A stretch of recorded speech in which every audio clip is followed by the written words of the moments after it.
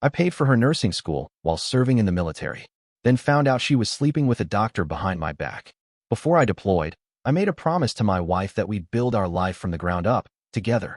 We were both young, married just 2 years, living in a small rented flat just outside Manchester. She wanted to become a nurse. I wanted to give her that chance. So when I got my overseas assignment, I didn't hesitate. I signed the papers, packed my things, and left, believing that the distance would be worth it. She didn't have much at the time, no job, no degree, just a dream and a lot of determination. I admired that about her. So I took care of everything. Tuition, covered. Rent, utilities, food, textbooks, all on me. I even sent her extra so she wouldn't feel pressured to work while studying. I wanted her to focus on school, on building something better for herself. For us, being deployed wasn't easy. The days were long and the nights were longer, and sometimes I didn't hear her voice for a week. But whenever we spoke, she'd tell me how proud she was of me, that I was her rock, that everything I was doing, every sleepless night, every missed birthday, every cold morning in a bunk miles away from home, it was all for something that mattered. To make ends meet, I picked up 2 part-time jobs on top of my military responsibilities. One at the base's supply unit, another doing night watch rotations when guys called out. Sleep became a luxury. I'd get maybe 3, 4 hours if I was lucky. But I kept going. Every time I wanted to give up, I'd look at her photos saved in my locker and remind myself, we're building a future. This is what sacrifice looks like. She kept me posted on her progress, how tough the classes were, how she'd passed her clinicals, how she'd made friends with her professors. She'd sometimes get emotional and say, I couldn't have done this without you. Those words, they meant everything to me. They made the fatigue, the stress, the loneliness worth it. I remember sending her a care package one month. Nothing fancy, just some snacks, a framed photo of us from our last trip to Brighton, and a handwritten letter telling her how proud I was of her. She thanked me over video call, teary-eyed, telling me how lucky she felt to have me. Looking back now, it's strange how genuine she sounded. For a while, I was convinced we were the real deal, the type of couple that others envied, the ones who made it through the hard years and came out stronger on the other side. My mates on base used to joke about how I was whipped, always checking my phone to see if she'd messaged. I didn't mind. I wore my loyalty like a badge of honor. But what I didn't know, what I couldn't know, was that while I was breaking my back to build a life for us, the foundation was already cracking on her end. She had other plans, ones she never shared. After nearly 3 years abroad, my deployment was winding down. I could finally breathe, knowing that soon, I'd be coming home to my wife, and to the life we'd been working toward. At least, that's what I believed. She had just completed her nursing degree and had started working. At first, she was excited. We'd FaceTime, and she'd tell me about her shifts, about the patients, about how rewarding it felt. I was happy for her. She was finally doing what she had dreamed of. But something began to change. It was subtle at first. A few missed calls here, a delayed reply there. She said she was working long hours, sometimes pulling double shifts at 2, even 3 different hospitals to gain experience. I believed her. Nursing is brutal in the UK, especially for newly qualified nurses. I told her to take care of herself, not to overwork, and that I'd be home soon to support her more directly. The video calls slowed down.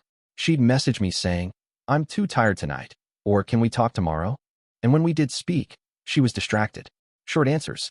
No questions about me or my life. It became one-sided. She seemed distant. Still, I didn't want to overthink it. I figured she was adjusting to a tough job, maybe a little burnt out. It happens. I gave her space. But then came the odd excuses. A last-minute training weekend in London. A work retreat in Bath. Something about professional development. None of it added up, but I brushed the doubts aside. Who was I to question her after everything she'd been through? I was the one thousands of miles away. Maybe I was the one being distant. I should have listened to my gut when things didn't sit right. A mate of mine who had come back home early due to an injury actually ran into her once. He said she was out at a restaurant with a guy. Not just a casual lunch, either. They looked close, he said. I laughed it off, told him she probably just made a new friend from the hospital. I trusted her.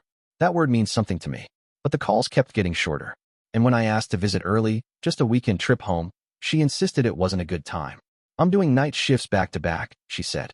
I won't even be able to see you properly. I told myself it made sense. Only it didn't.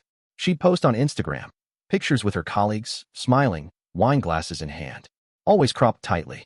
Always tagged carefully. No mention of me. When I asked, she said, social media doesn't mean anything. Why are you acting weird? I stopped pushing. I didn't want to be the jealous husband from afar. What I didn't know was that while I was falling asleep in a dusty barack in Cyprus, exhausted from a 14-hour shift, She was spending nights with someone else. A doctor, one of her senior colleagues. What I thought were night shifts and emergencies were actually quiet weekends away. Her work retreats weren't about skill building. They were about someone else building a place in her life. The kind of place I thought I held. By the time I realized I was being kept at a distance, she had already invited someone else into the center of her world. I was still orbiting on the outside, paying bills and imagining our future. She had already rewritten the script. When I finally returned home, things felt off. I can't quite explain it, but it was like walking into a version of my life that had continued without me and didn't seem to miss me. The flat looked different. She looked different. Colder, more polished, like someone who'd moved on from the life we'd built and was now just entertaining the ghost of it. Still, she smiled, made tea, asked about my flight. She even posted a photo of us the next day, captioned, "Finally reunited." At first, I told myself this was just a phase. We just needed time to reconnect. But deep down, something didn't sit right. What started to really unravel everything was something stupid, honestly. I was trying to connect my phone to our shared laptop, which we hadn't used much since I left. When I opened it, her iCloud was still logged in, automatically syncing messages and photos. I didn't go looking. I didn't have to. The screen loaded by itself, right into a conversation that started with, "I miss waking up next to you. He's back now, but it doesn't change anything." I stared at the screen, heart pounding. Part of me didn't even want to know more, but I had to. The messages were all there. Dozens of them. Conversations with someone named Dr. Ben. Photos of dinners, hotel rooms, a weekend trip to Cornwall that she said was a nursing conference. There was even a picture of them on the beach, his arms around her, her smiling like she hadn't smiled in months. Then came the one that snapped whatever was left of me. "He was great when I needed school paid for. Now he's just in the way." It was like the air left the room. I closed the laptop and sat there, silent for a while. Not angry, not crying, just numb. Later that evening, I confronted her. No drama. I just asked her to explain. She didn't deny it. Didn't even flinch. She looked at me and said, "Look, you were helpful. You gave me stability when I needed it.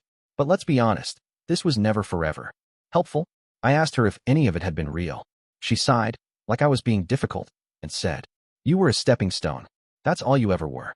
I didn't yell. I didn't plead. I just left the room. The next day, I moved out. I'd already secured a new job, ironically, a position that paid 3 times what she made and offered relocation assistance. Within a week, I was gone.